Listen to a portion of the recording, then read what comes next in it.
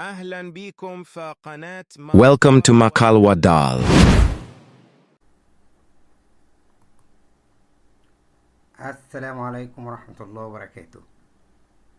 اختيار صغير بس مهم جدا بيأثر على القنوات الصغيرة بشكل كبير ومفيش حد بياخد باله منه.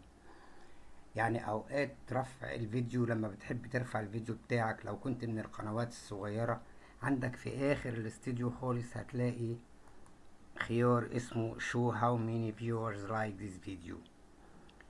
الخيار ده مهم جدا لانه اوتوماتيك لو المشاهد شاف انه عندك كمية لايكات صغيرة 10 20 30 15، فنفسيا مش هيعمل لايك.